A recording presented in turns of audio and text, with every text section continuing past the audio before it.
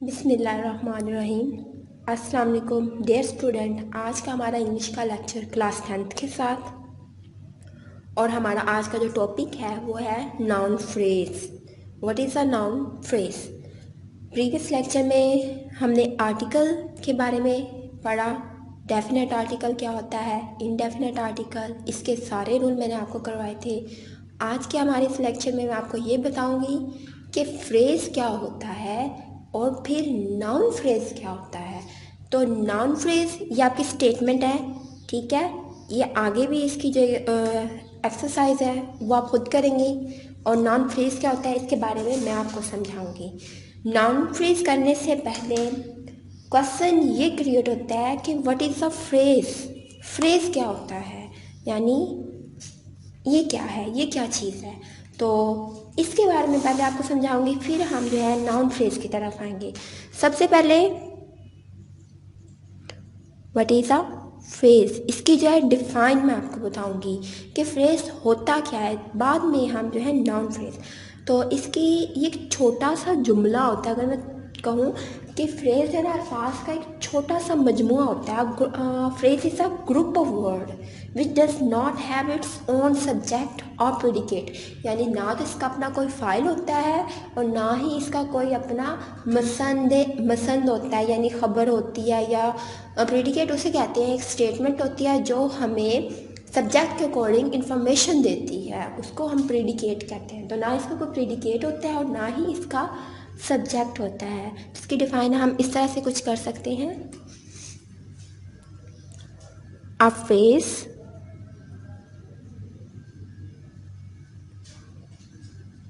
is a group of words which does not have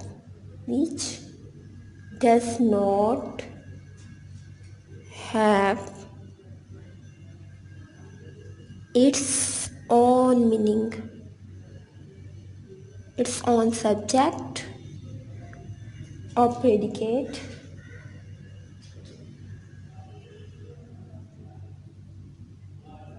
और predicate, यानी ना तो इसका अपना कोई प्रेडिकेट होता है और ना ही इसका कोई सब्जेक्ट होता है। such a group of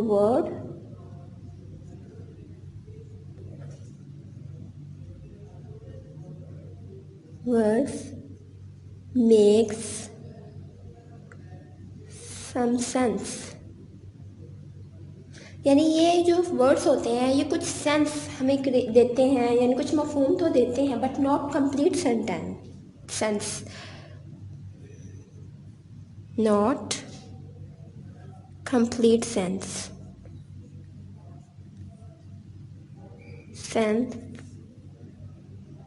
यानी ये मुकम्मल हमें मफहूम हासिल नहीं करते।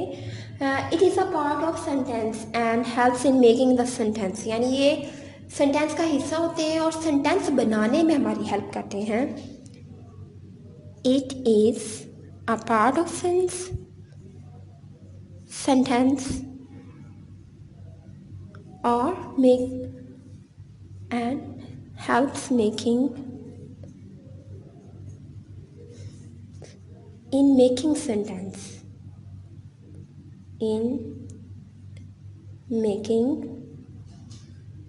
sentence, ठीक है। यानी ये जो फ्रेज है इसकी ब्रीफली अगर मैं आपको डिफाइन करूँ तो इसका ये होगा कि ये कुछ वर्ड्स का ग्रुप होता है, यानी मजमुआ होता है, बीच होता है जो कि does not have its own subject, इसका ना तो अपना कोई फाइल, सब्जेक्ट मीन फाइल होता है, और प्रेडिकेट बोलते हैं मसंद उर्दू में।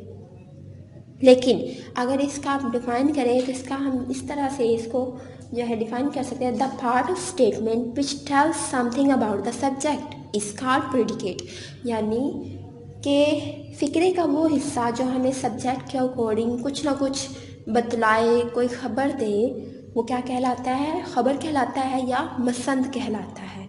मसंद का मतलब भी ख़बर होता है, ठीक है। तो such a group of word make some sense, यानी इस तरह के जो ग्रुप ऑफ वर्ड्स होते हैं, जो अल्फाज का ग्रो होता है, कुछ मफहूम देते हैं लेकिन क्या अनकम्प्लीट मफहूम देते हैं, यानी कंप्लीट मफहूम ये हमें नहीं देते। It is a part of sentence and help in making sentence, यानी ये सेंटेंस का हिस्सा तो होता है लेकिन ये कंप्लीट मफहूम तब देता है जब ये जो है सेंटेंस के साथ जुड़ जाता है, यानी इसका सब्जेक्ट भी और ऑब्जेक्ट भी हम इसके साथ अटैच कर देते हैं, तो ये हमें कंप्लीट सेंटेंस जो है सेंस देता है। और for example, a man of parts, a man of part, ये इडियम है। इसका मतलब ये होता है कि खूबियों वाला आदमी। इसका मतलब क्या होता है? खूबियों वाला आदमी या इंसान। अब देखिए, खूबियों वाला इंसान, यहाँ पे ये हमें क्या है, अनकम्प्लीट सेंस दे रहा है। हमें नहीं पता कि कौन खूबियों वाला इंसान। अगर हम इसको बतौर नॉन फ्रेज के यूज़ करेंगे, हम कहेंगे Ali is a man of parts, यानी इसको नॉन फ्रेज में, इसको जो है सेंटेंस अगर इससे बनाएंगे, ये तो सिर्फ एक फ्रेज है, यानी अनकम्प्लीट सेंटेंस जो शो कर रहा है, और ये ग्रुप ऑफ वर्ड्स है। देखिए, man of parts, a man of parts, ये क्या है, ग्रुप ऑफ वर्ड्स है। इसके अंदर ना तो कोई सब्जेक्ट है, यानी ही शी इट कोई भी नहीं है, और ना ही इसके अंदर कोई प्रेडिकेट है, यानी जिसकी खबर दी जा रही हो, खबर कोई हो।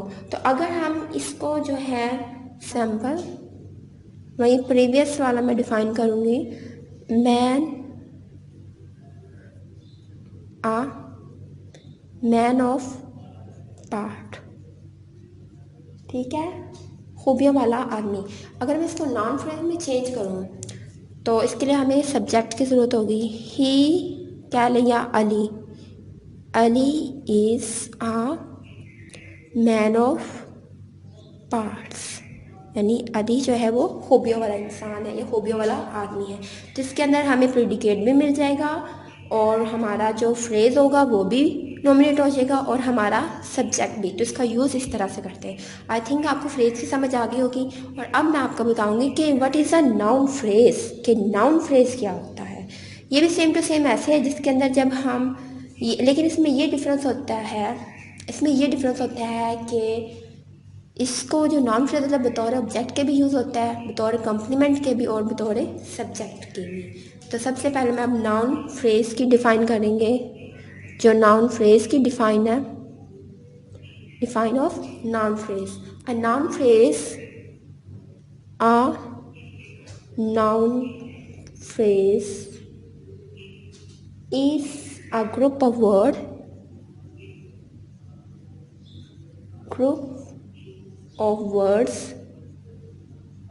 that does the work of a noun,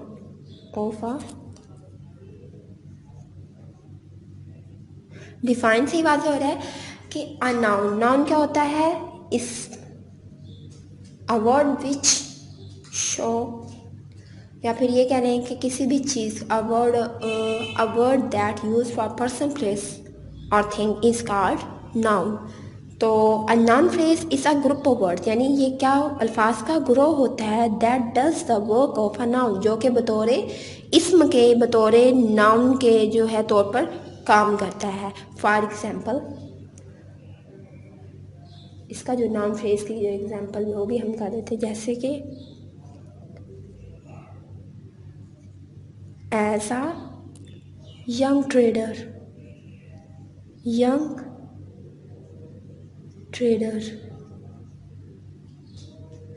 he earned good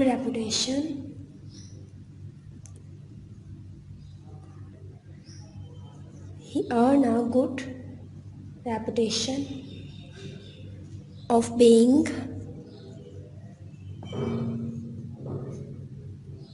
an honest,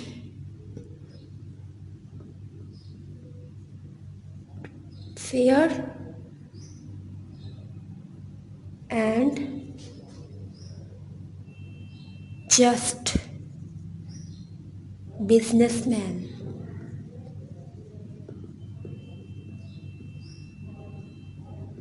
अब यहाँ पे देखें, एज अ यंग ट्रेडर, ये देखें बतौर, यहाँ पे जो है ये नाउन मिल गया इसके साथ, और ये बतौर सब्जेक्ट के यूज़ मतलब दे रहा है तो ये नाउन ऑफ फ्रेज, लेकिन क्या है ये किसको बतौर सब्जेक्ट के यूज़ हो रहा है। एक तो यहाँ पे ये बतौर जो है ना सब्जेक्ट का यूज़ हो गया ट्रेडर, ठीक है, यंग ट्रेडर, ये हमारा नाउन फ्रेज। और उसके बाद जो नेक्स्ट है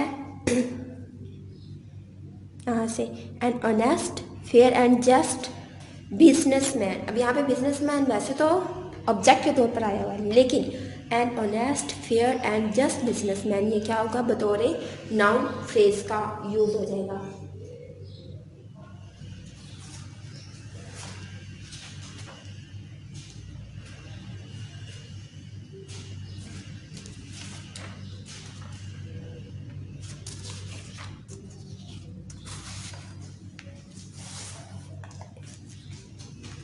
इससे हट के भी कुछ एग्जांपल्स मैं आपको करवा देती हूँ। ये एक एग्जांपल थी, इसके अलावा जो छोटे छोटे एग्जांपल है, फॉर एग्जांपल जब, और ये जो नाउन होता है ये क्या होता है, बाल दफ़ा ये ऑब्जेक्ट के तौर पर भी यूज़ होता है, और जो है सब्जेक्ट के तौर पर भी यूज़ होता है, और कॉम्प्लीमेंट के तौर पर भी ये जो है यूज़ हो सकता है। तो जिस तरह आप देखें, playing hockey keeps man active, for example, यानी इसके जो फ्रेजेस हैं noun phrase, playing hockey keeps man active, यानी यहाँ पे देखिए प्लेइंग, वैसे तो ये खेलना, playing hockey keeps man active, यानी हॉकी खेलना इंसान को क्या चुस्त रखता है। तो ये क्या है, प्ले, वैसे तो खेलना है लेकिन प्लेइंग हॉकी, हॉकी खेलना, ये क्या हो जाएगा हमारा नाउन फ्रेज। इसके अलावा जो birds eye view, for example,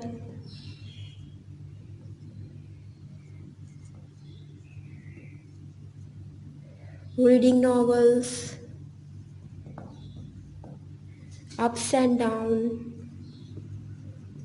ये भी नाउन फ्रेज है, यानी नाउन फ्रेज बतौर, या अप्स एंड डाउन, ये सारे एग्जाम्पल नाउन फ्रेज के, यानी सिंपली के जो ग्रुप ऑफ वर्ड्स होते हैं वो बतौर नाउन के जब यूज़ होते हैं तो वो क्या कहलाते हैं, नाउन फ्रेज। और फ्रेज का भी मैंने आपको अच्छे तरीके से बता दिया।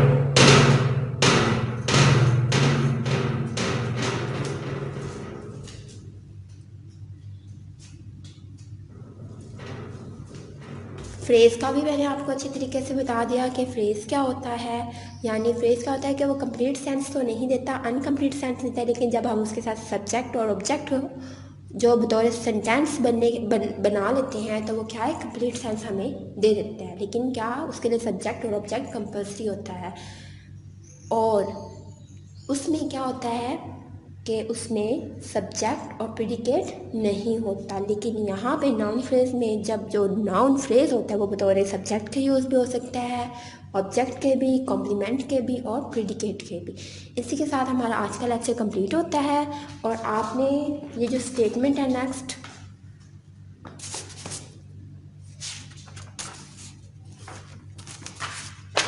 ये देखिए, underline the noun phrases in the following sentences. This is an old fashioned hat. अब यहाँ पे क्या है, an old fashioned hat, ये हमारा क्या है, नाउन फ्रेज हो जाएगा, ठीक है। We discover Fahad's plan, यहाँ पे जो नाउन फ्रेज होगा आप उसको भी अंडरलाइन करेंगे। Rolling Stone gathers no moss, the recent flood caused heavy damage and our presentation can be interesting। ये 5 हमारी जो है स्टेटमेंट है, ये आपने इनको सॉल्व करना है, इनमें जो नाउन फ्रेज हैं, और इसके अलावा फ्रेज की डिफाइन भी याद करनी है, नाउन फ्रेज की भी। और आगे जो है पास्ट इंडेफिनिट और पास्ट कंटिन्यू टेंसेस आ रहे हैं, ये मैंने आपको 9th में कंप्लीट करवाए हुए थे टेंसेस, ये आप खुद सॉल्व करेंगे ये स्टेटमेंट, ठीक है। और नीचे आ रहा है पंचुएट, ये आपके पेपर में नहीं आएगा, लिहाजा आप इसको क्रॉस कर देंगी। और नेक्स्ट आ रहे हैं प्रोनाउंसिएशन की, ये भी आप छोड़ दें क्योंकि पेपर में नहीं आती। और